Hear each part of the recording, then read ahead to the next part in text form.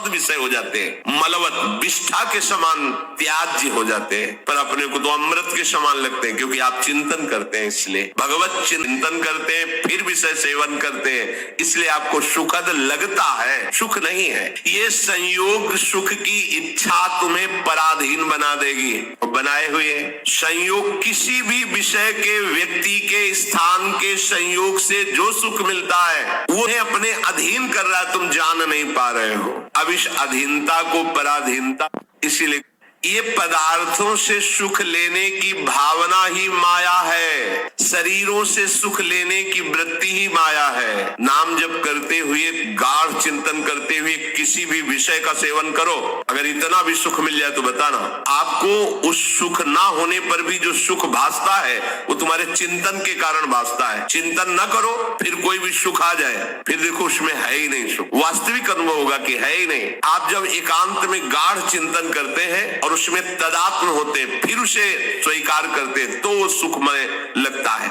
जैसे कोई भोजन पहले आपने देखा, अमुक अमुक अमुक पदार्थ, हाँ बहुत स्वादिष्ट, अब वो पदार्थ, और जब आप उसे पाएंगे तो आपको सुखद लगेगा, क्योंकि आपका चिंतन हुआ है। अगर चिंतन विषय का ना हो और भगवत चिंतन में हो तो कोई भी विषय सुखमय नहीं है, आपको अनुभव हो जाएगा। पर विषय का प्रभाव होता है कि वो भगवत चिंतन पहले छुड़ाएगा, अपना चिंतन कराएगा, तभी आप फंस।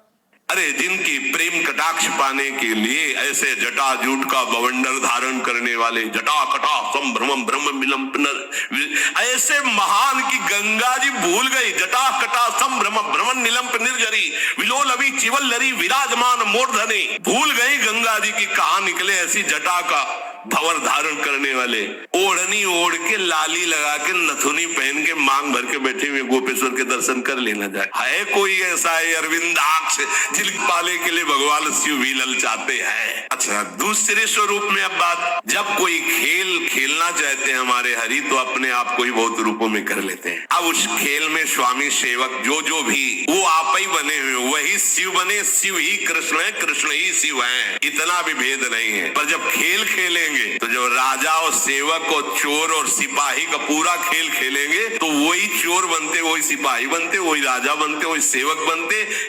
अरे देखो, जब गोस्वामी जी भूखे रहते थे तो अम्बा ही अन्नपूर्णा स्वयं थाल लेके पवाने जाती।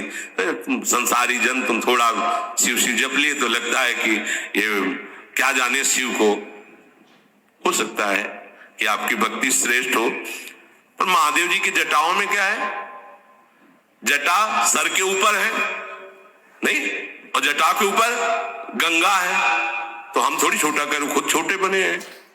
गंगा जी क्या है, श्री कृष्ण का चरणोदक, और श्री कृष्ण क्या करते हैं, रसगन मोहन मूर्तिम विचित्र के लिए महोत्सव लसितम राधा चरण विलोडित रुचि शिखंडम हरिम बंदे। कहां भैया, कहां से बात कर रहे हो, हम निकुंज से बात कर रहे हैं। तो मतलब समझो, पहले समझो तुम कहां से बात कर रहे हो, समझो, ऐसा मत समझो कि महादेव जी या किसी भी देवी देवता या किसी भी शक्ति को हम नहीं जानते। देखो जब, तो क्या आप में वो भागवतिक शक्ति नहीं है क्या? हम ही कह रहे हैं कि आप आकांक्षा क्यों करो कि हम कोई पहनने को मिले, खाने को मिले, ऐसी रहने की आकांक्षा करो, भगवत तत्व की ज्ञान की आकांक्षा करो, भगवत प्रेम की आकांक्षा करो, प्रियालाल के रूप रसास्वादन की, उनकी श्री चरण सेवा की। ये आकांक्षा का विषय है, ये आकांक्षा का विषय थोड़ी है कि हम ये पहन लें, हम ये खा लें, हम ऐसी परिस्थिति में रहें, हमारी ऐसी हाई फाई व्यवस्था हो। हमारी मांग नहीं होनी चाहिए, हम स्वामी के आश्रित है, जैसा वो चाहे वैसा करें, जिसमें वो राजी है उसमें हम राजी है। तो अधिक नींद लेने का स्वभाव उपासक को छोड़ना पड़ेगा, बिल्कुल ना सोना और बहुत सोना। आगे के श्लोक में भगवान मना करते हैं, दोनों को योग सिद्ध नहीं होता। बिल्कुल ना पाना और बहुत पाना, दोनों को योग सिद्ध नहीं होता। तो अधिक नींद लेना, इस पे शासन भी करना चाहते हो, आपकी दिनचर्या में सोने का आपका ठीक समय होना चाहिए। जितने महात्मा आज तक मिले उन सबकी दिनचर्या परिपक्व रही है।